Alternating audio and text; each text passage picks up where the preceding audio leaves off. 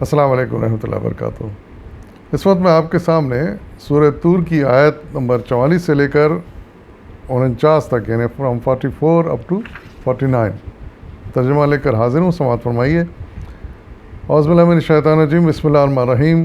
یہ لوگ آسمان کے ٹکڑے بھی گرتے ہوئے دیکھ لیں تو کہیں گے یہ بادل ہیں جو عمڈے چلے آ رہے ہیں، پس اے نبی انہیں ان کے حال پر چھوڑ دو، یہاں تک کہ یہ اپنے اس دن کو پہنچ جائیں جس میں یہ مار گرائے جائیں گے، جس دن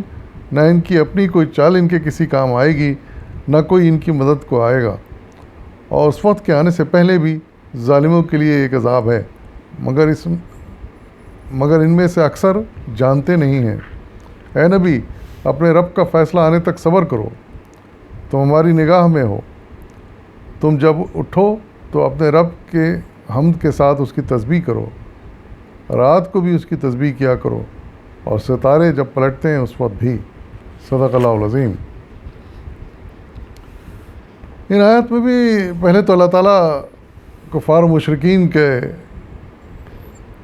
بارے میں تبصرہ فرما رہے ہیں کہ جو ان کے ایمان کی کمزوری تھی وہ یہاں تک پہنچ گئی تھی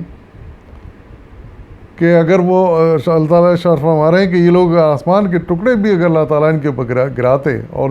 وہ دیکھ بھی لیتے کہ گر رہے ہیں آسمان کے ٹکڑے، تو یہ تب بھی یہ سمجھتے کہ یہ بادل ہیں جو عمڈے چلے آ رہے ہیں، گہرے بادل ہیں جو چلے آ رہے ہیں، جو ان کے لیے بڑی اچھی بارش لائیں گے اور پھر ان کا ماحول بہت اچھا ہو جائے گا،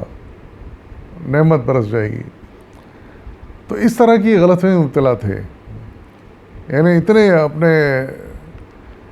آپ میں ڈوبے ہوئے تھے کہ انہیں اچھے برے کی تمیز ختم ہو چکی تھی۔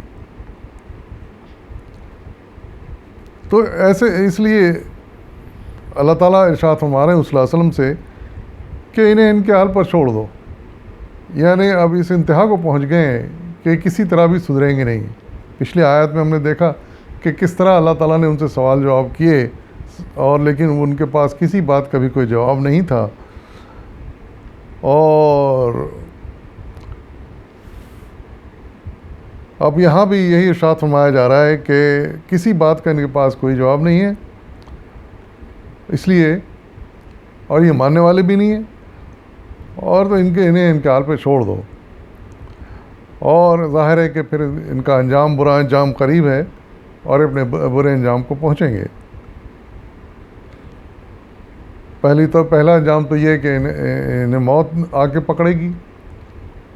اور پھر دوسرا انجام ان کے سامنے آئے گا قیامت کے دن، جب ان سے ان باتوں کا بدلہ لیا جائے گا اور ان کی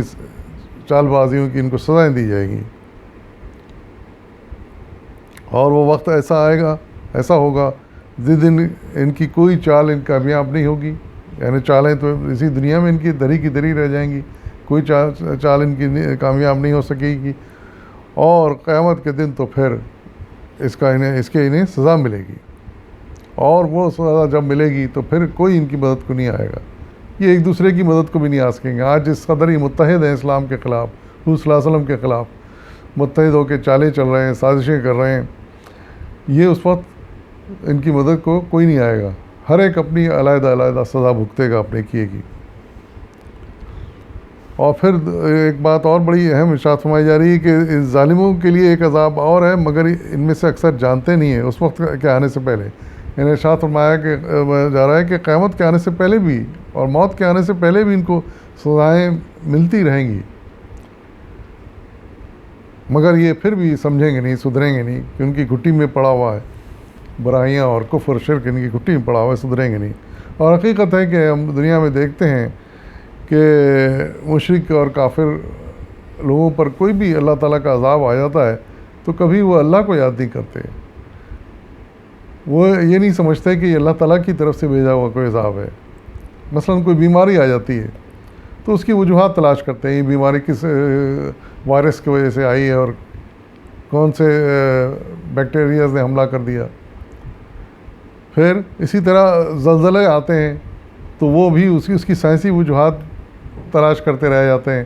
کہ ہاں زمین کے نیچے جو پلیٹیں ہیں وہ آپس میں ٹکرا گئیں تو اس میں زلزلہ آ گیا۔ کوئی آندھی طوفان آ جاتا ہے تو اس کی توجیحات پیش کرتے ہیں، سائنسی توجیحات ڈھونڈتے ہیں کہ ہاں ایک جگہ سے بہت پریشر ہوا کم ہو گیا تھا، دوسری جگہ بہت زیادہ تھا، اس لیے زیادہ پریشر کی جگہ سے ہوا تیزی کے ساتھ یہ لو پریشر کی طرف آئی، اس لیے آندھی آ گئی۔ لیکن اس میں وہ ہرگز یہ چھوٹی چھوٹی سائن کو دنیا ملتی رہتی ہیں، ہم دیکھتے ہیں زلزلے آتے ہیں، سیلاب آتے ہیں، سونامی آتے ہیں، بیماریاں پھیلتی ہیں،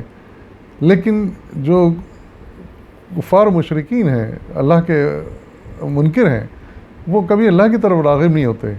کہ یہ کبھی نہیں سمجھتے کہ یہ اللہ کی طرف سے آیا کوئی عذاب بھی ہو سکتا ہے۔ ظاہر ہے اس کی سائنسی وجوہات تو ہوں گی جو ہوں گی، لیکن اصل وجہ اس کی یہ بھی تو ہو سکتی ہے کہ وہ اللہ تعالیٰ کا بھیجا عذاب ہو جو ان کے اعمال کی وجہ سے ان کے اوپر نافذ ہو رہا ہو،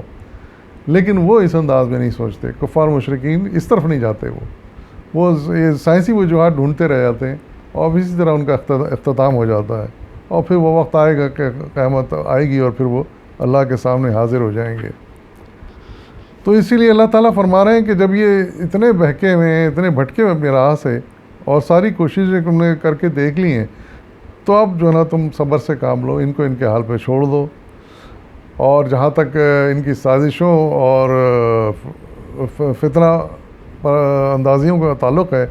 وہ ہم ان سے آگاہ ہیں، اور ان سے ہم تمہاری حفاظت کریں گے۔ اور یہی ہوا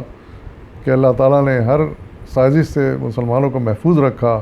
حضور صلی اللہ علیہ وسلم کے خلاف جو ان کے فتنے تھے، سازشیں تھیں، اللہ تعالیٰ نے ان سے محفوظ رکھا۔ جان لینے کی کوشش انہوں نے کی حضور صلی اللہ علیہ وسلم کی کئی مرتبہ، اللہ تعالیٰ نے اس سے محفوظ رکھا، اور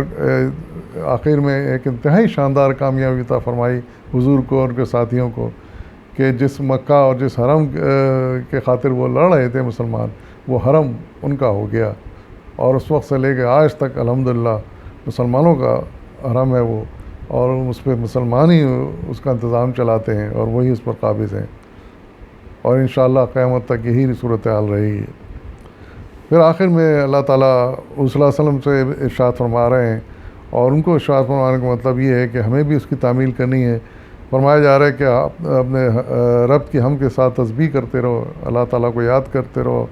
رات کو بھی تسبیح کیا کرو، رات میں عبادت کرو، اور ستارے جب پلٹتے ہیں، یا فجر کے وقت جب ستارے دھندلا جاتے ہیں، غائب ہو جاتے ہیں، اور فجر نمودار ہوتی ہے، وہ بھی وقت نماز کا اور اللہ کو یاد کرنے کا ہے۔ یعنی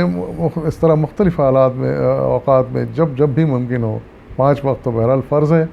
لیکن اس کے علاوہ جب بھی ممکن ہو اللہ کو یاد کریں، اور اس بات پر شکر گزار ہوں کہ اللہ تعالیٰ نے ہمیں اپنے فضل و کرم سے نوازا ہے، اور دنیا میں اپنا فضل و کرم ہم پہ رکھا ہے، اور آئندہ بھی پروردگار ہم کو اپنا فضل کرم سے نوازے، ہمارے کوتاہیوں کو معاف فرما دے، اور ہمیں اپنے اعلیٰ جنتوں میں جگہ دے۔ یہی دعا ہمیں ہمیشہ کرتے رہنی چاہیے عبادت کے ساتھ ساتھ۔ وآخر دعوانا الحمدللہ رب العالمین۔